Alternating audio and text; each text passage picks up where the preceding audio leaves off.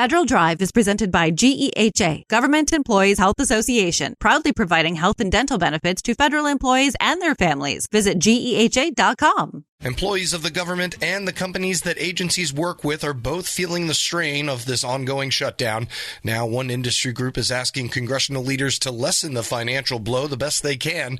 Federal Drive host Terry Gerton spoke with Jim Carroll earlier this week, who is the executive director of the Professional Services Council. Despite being close to the record length of a partial government shutdown, but in the middle of that, PSC has recently written a letter to members of Congress. Tell us a little bit about that. Who did you write to first? Yeah, we really believe that in order for there to, get a resolution and get the government up and running, there needs to be a bipartisan, bicameral solution. And that's what we did. Our letter was addressed to all four leaders in both, so two in each chamber, to try to express not just the normal sort of, this is really hurting us, but to explain the impact to mission, the very real concern that what we are going to see are critical issues with mission success as this goes on. And that's what we were trying to convey in the letter and with some important meetings this week. Jim, has PSC written letters like this in the past, or is this something new? We've certainly written letters in the past and, tried to address significant issues, whether it is a lapse in appropriations or a couple other, issues that are, really need the resolution of the entire Congress. But what we're doing now is, PSC is very proactive. We lean into issues. And so, with this, we have followed up with, significant meetings on the Hill and a very significant meeting at the White House. And so it's not just a letter, we're in the fight. Jim, are there particular stories or cases that you are finding really resonate with the key leaders you're speaking to? I think the fact that our industry represents, close to $1 trillion in revenue, 1 million employees across the U.S., but really, it's the idea that everything, as I said, from some of the DoD, platform readiness to the NASA program and, the work that's being done on Artemis 2, the launch preparations there. At the FAA, it's the civilian pilot training that is being impacted. That could have long-term impacts. And as Secretary Duffy said a few days ago, this could have safety implications at the rate we're going. And so, those are some of the, impacts that we're having, and, when we bring those subjects up. And what is PSC's ask in these meetings? What do you want these leaders to do? And do you feel like you're getting traction with them? To go in reverse order, I do think we're getting traction. And I think, again, the idea is not just to reopen the government. Everyone wants that. But what we're also asking is recognition that once the government reopens, and God willing, it's, maybe today, maybe this week, and God knows, hopefully soon, is that we need the contract officers to get have the ability to move very quickly on getting payments out the door, to getting contracts awarded. And, that's the best way to sort of overcome some of the lag that is destined to happen.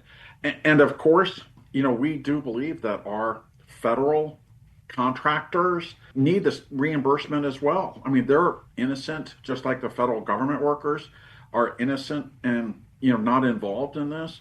And, they should not be, denied the appropriate salaries that federal government workers will, God willing, get. And so that's what we're trying to convey. We're also, of course, want Jaden Daniels to get better soon from, the horrific injury last weekend. And so, but we're not making much progress on that. I'm not sure that's anything Congress can help you with. Maybe not, Terry. I'm speaking with Jim Carroll. He's the executive director of the Professional Services Council. So, Jim, also in the midst of this appropriation lapse, we'll use that language, you all held a defense conference. How did that go? Did you get much participation, and kind of what was the mood? First off, it was a great defense conference. We had over 150 attendees. It was, one of the largest attended events on the defense side that we have had. And, despite some government workers not able to participate, we had a lot of former government workers who just left, in January of this year, come back and talk about their experiences and really, sort of explain how best to work in this new world, not only of, what might be a revolutionary far, but really on the mission. What's happening in AI and what is happening with this new technology. We had multiple members of Congress come, and again, bipartisan. The members of Congress who we sincerely work with are those who understand the value that our members bring. And it's not based on politics. I will say Congressman Walkinshaw, right here from the Northern Virginia area where so many of our members are located, he was really complimentary of the industry. And so were the Republican members that came too. But I know for Congressman Walkinshaw, who we've been speaking with quite a bit lately, he said something that I think really explains what we do. And he said, if you want to succeed, you have to have good people and good technology. And that, I think sums up that, what we're doing is we're bringing really good people and good technology. I would say great people and great technology. And that's how, we are able to remain a strong USA. Was there anything about the conversations at the conference that surprised you? I think a calmness, to be honest. I think a calmness with everyone sort of recognizing that this shutdown will end, that people, the larger companies, are trying to move people around, to contracts that are fully funded and do things like that. But, even those, sort of medium-sized companies are calm and knowing that this is a storm that they can ride out. That's our message that we're fighting. Some of the small companies who are, almost exclusive DOD, maybe I should say exclusive to the federal government because it was the DOD contract, it's pretty much exclusive DOD. They're hurting and they're worried, but there's not a sense of panic. And Terry, maybe that's a reflection that this has been such a new world for the last 10, now 11 months, that they are used to, holding tight and they're resilient. And so I was, very pleased that they were able to understand and rely on us and their fellow members. We're so much stronger when we're together that, we're fighting, for the reimbursement and a quick start. Was there any consensus around the future of the defense sector and the defense industrial base? That, everyone does believe that the next 3 years and a few months, there will continue to be an emphasis on DOD and DHS. That one of the issues is, that we discussed was not only how AI is going to continue to change the landscape, but the power demands for AI are going to be a very real issue for everyone, including people who have nothing to do with the government, where there's so much of a energy requirement for these data centers, especially as we, get into AI, that, what will the impact be on the civilian population? We've heard, things such as, possible rolling brownouts in some parts, of the U.S. as this, pull continues of energy. There were some conversations, obviously, about the use of modular nuclear reactors, small ones that would pop up around the country, and the use of those to fund the technology from an energy perspective. And so that was a fascinating discussion as well, and just sort of a thought-provoking for the future. That's Jim Carroll, Executive Director of the Professional Services Council. We'll post this interview at federalnewsnetwork.com/Federal Drive. Subscribe to the Federal Drive wherever you get your podcasts. Phil McNamara, former Assistant Secretary for Administration at the Department of Transportation, emphasizes that in government, relationships matter more than titles. On this episode of Lessons in Leadership, McNamara shares how he's led large teams, navigated the future of work, and built trust across agencies. In conversation with Shane Canfield, CEO of WEPA, he offers practical insights on leading with humility, empathy, and clear communication in today's complex federal landscape. Hello and welcome to the Lessons in Leadership podcast. I'm your host, Shane Canfield, CEO of WEPA. Today, I'm joined by Phil McNamara, former Assistant Secretary for Administration at the Department of Transportation, and also former Assistant Secretary for Intergovernmental Affairs at the Department of Homeland Security. Welcome, Phil, and thank you for joining me. Thank you so much, Shane. You've spent time leading in multiple agencies, including both DHS, DOT. What's something you learned early in your leadership career that carried you over into future positions? Before I dive in, let me just, for any federal employees listening to this podcast or recent former federal employees, I want to say, I see you, I value you, I thank you for your service on behalf of the American people. I wish things weren't happening the way they are happening now, but just a thank you. So you're right, Shane. I've been fortunate to serve in government twice now. If there's one thing that really kind of speaks to leadership philosophy, it's to listen first. I think back to onboarding at Homeland Security in 2009. Right, I was coming from politics. I was in my mid-30s at that point. I learned you have to listen first. There's always pressure to immediately sort of make your mark.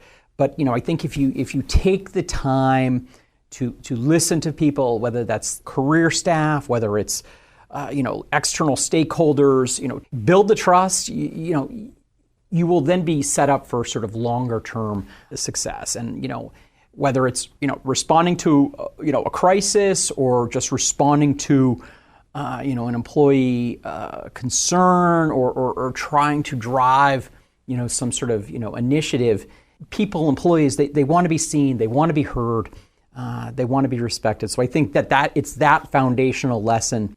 In your time in government, you've also held multiple different roles where you were managing personnel, as you've been talking, but personnel and HR policies. Yeah. And how did those kinds of people-driven positions affect your leadership style? I think, if anything, the people-driven positions has made me a better communicator. There's just so much information to process that I had to be able to express what was going on to employees and leadership in a succinct and, explanatory way. And, obviously, during my time at DOT, right, the administration passed the largest infrastructure, bill in a generation, right? And a big part of that at DOT was getting that money out the door, right, quickly. But it also meant that, DOT had to, hire thousands of new employees, right? Here I was, right? I had to learn about all these hiring authorities that we could figure out a way to expedite hiring and meet the demands of what the administration wanted us to get accomplished. And, I couldn't go to Secretary Pete, right, and start talking to him about the intricacies of Title V or OPM regulations for delegated hiring authorities and everything that was entailed there in the same way that I could talk to my HR directors about that, right? So I had to find a way to, get the information to where it needed to be in the form that was most useful to the audience, right? It's sort of like, what is your audience, right? And I think that really helped me cut through what was necessary and what was sort of, fluff. Absolutely, I agree with that completely. And was there a time when you had to make a difficult decision as a federal leader? And if you could unpack that a little bit, how did you work through that challenge? Looking back, I think one of the hardest things we dealt with was in 2021 as we were sort of, we were all remote. We still had thousands of air traffic controllers that had to report on site. But for the most part, DOT we were doing this remotely. And so, how were we going to bring employees back to the office in a safe way? It really challenged me to think sort of more holistically, realize there's not one answer. It made me be more flexible. We had thousands of employees who now had been, working remotely for 18 months. How were we going to bring them back? And I really relied on my team to be my sounding board, to help craft the best approach possible. Where I sat, right, I had the competing demands of balancing the employee concerns with the administration's priority, right? So I think it was very challenging. Employees and people are an agency, a company, an organization's most valuable asset, right? And so, I was deeply committed to ensuring that we did this in a way that was sort of very employee-centered. That, I think, was one of the hardest challenges we solved. And, fast forward now to, 2025 with the Trump administration and just, a full-fledged 5 days a week back in the office. I don't know if anyone's really figured out the magic sauce on this, whether it's the federal government or the private sector. Everyone's still grappling with that. Yeah. If you were to go back to the start of your career, what's one piece of advice that you would give yourself now? The first that's really easy is just to take a long view, right? Which is that, you can get so wrapped up in whatever you're dealing with in the here and now in that day, and then just kind of take a step back and say, will any of that really matter in 5 months or 5 years? And if if it matters in 5 years, okay, yeah, invest the time and the emotional energy into it. And I think the other thing that just, I would tell myself, and a constant reminder is, people will say, oh, will you meet with this, young person who's just graduating college and looking for a job, or will you meet with this intern who's down in DC for the summer? And I always say yes. No matter how busy my calendar is, I will always say yes. And what I always tell interns and folks starting out, early in their career here in DC is relationships matter more than titles. Early on, right, you're running this rat race, and you're trying to climb the ladder and get to that next rung, and chase the next cool job title. But I think what truly propels someone's career is the network of people, the colleagues, the mentors, the collaborators you build along the way, and the people you work with, right? Today may become your partners down the road. So, relationships matter. Invest in those relationships. You have to show up with respect, shared values, mutual trust. But I'd say invest in relationships is just the constant reminder. Who is one person, it can be somebody you know personally or somebody well-known, who has impacted your leadership style? You're not going to get me to pick my favorite. But, one thing I will say I took away from my most recent boss, Secretary Pete, was just a reminder why we're doing the work we're doing, right? In particular, I think in the federal government, and, it's so easy, right, to talk in either jargon, acronyms, and so I mentioned earlier the infrastructure law, and so for instance, there's a brand new grant program in the infrastructure law called the Bridge Investment Program, and it was, I think, $15 billion over 5 years to essentially repair, rehabilitate poor or at risk of being poor failing bridges across the country. In the federal government, we can talk about it as the Bridge Investment Program and $15 billion, right? And, what Secretary Pete always challenged us to do is talk about that in ways that average Americans would understand, right? And so what average Americans understand is if they have a bridge in their community and that bridge is frequently having detours or lanes of the bridge have to be sort of taken out of service and that causes delays, well, we can talk about the investment we're making and we're going to repair that bridge and it's going to be more safe and it's going to reduce delays or detours and it's going to save you time on your commute. That's far different than talking about a $15 billion bridge investment program, right? Anytime he would always challenge us just to constantly make the work we're doing matter to the American people. And so that's something that I take with me. Well, this has been absolutely wonderful, Phil. Thank you so much for your time. And thanks to everybody for tuning in. This is Shane Canfield, CEO of WEPA, reminding you to empower your team and embrace challenges. Until next time on Lessons in Leadership. Find the full podcast and future episodes of Lessons in Leadership on the Federal News Network app and anywhere you enjoy your podcasts.